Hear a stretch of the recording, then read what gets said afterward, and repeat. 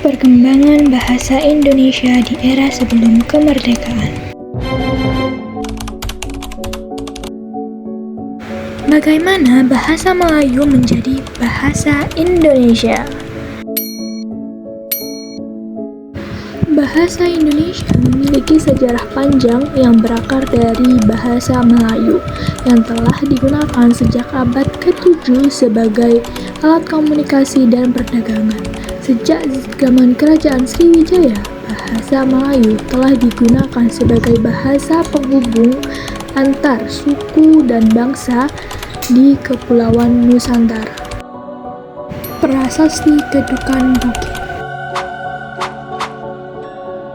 Prasasti Kedukan Bukit merupakan peninggalan Kerajaan Sriwijaya yang menggambarkan kemajuan pelayaran di Indonesia yang ditemukan di Sungai Tatang dan merupakan prasasti dengan angka tahun tertua di Nusantara, yakni 682 Masehi.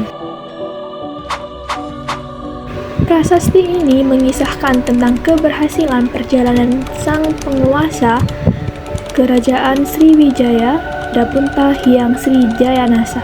Isi dari Prasasti Kedukan Bukit terdiri dari 10 baris yang ditulis menggunakan huruf Pallawa dan berbahasa Melayu kuno. Pada masa kolonial, pemerintah Belanda menggunakan bahasa mereka dalam pendidikan dan administrasi.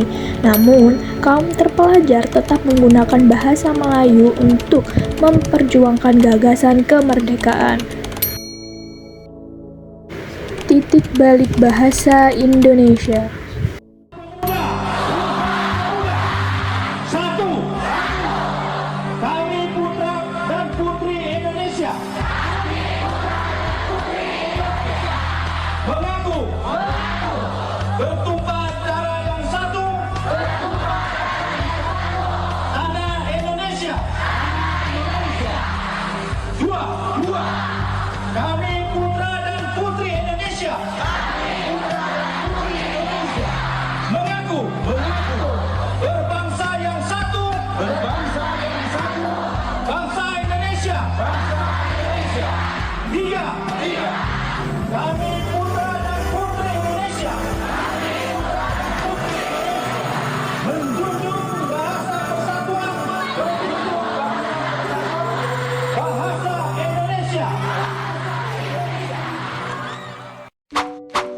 Titik balik bahasa Indonesia ditandai oleh Sumpah Pemuda 1928.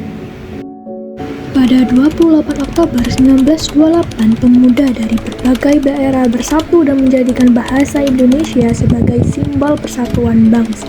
Bahasa Indonesia semakin menjadi alat perjuangan nasional, digunakan dalam pidato, tulisan, dan surat kabar hingga akhirnya diresmikan dalam Undang-Undang Dasar 1945 sebagai bahasa nasional. Bahasa Indonesia adalah warisan perjuangan bangsa. Mari kita gunakan dan lestarikan dengan bangga.